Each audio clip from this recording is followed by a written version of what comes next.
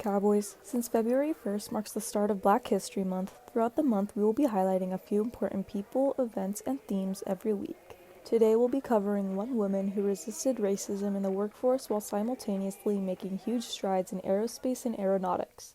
Those who speak of NASA's pioneers rarely mention the name Dorothy Vaughn, but as the head of the National Advisory Committee for Aeronautics, segregated West Area Computing Unit from 1949 until 1958, Vaughn was both a respected mathematician and NASA's first African-American manager.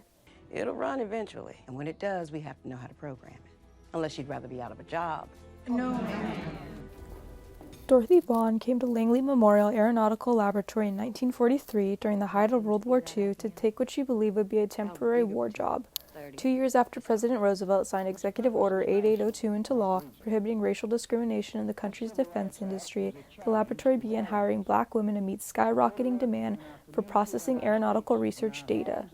Urgency and 24-hour shifts prevailed, as did Jim Crow laws, which required newly hired colored mathematicians to work separately from their white female counterparts. Dorothy Vaughn was assigned to the segregated West Area Computing Unit, an all-black group of female mathematicians who were originally required to use separate dining and bathroom facilities.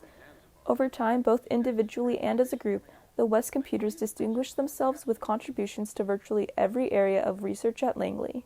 In 1949, Dorothy Vaughn was promoted to lead the group, making her the supervisor of the National Advisory Committee for Aeronautics, also known as NACA, and one of NACA's few female supervisors.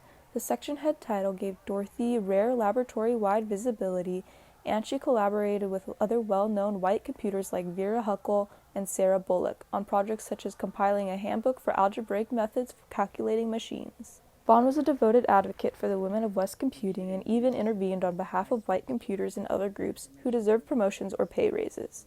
Engineers valued her recommendation as to the best girls for a particular project, and for challenging assignments they often requested that she personally handle the work. Vaughn helmed West computing for nearly a decade. In 1958, when NACA made the transition to NASA, segregated facilities including the West Computing Office were abolished.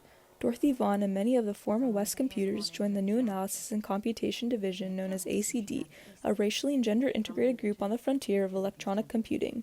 Dorothy Vaughn became an expert Fortran programmer, and she also contributed to the Scout Launch Vehicle program. Vaughn retired from NASA in 1971. She sought but never received another management position at Langley. Her legacy lives on in the successful careers of notable West computing alumni including Mary Jackson, Katherine Johnson, and the achievements of second-generation mathematicians and engineers such as Dr. Christine Darden.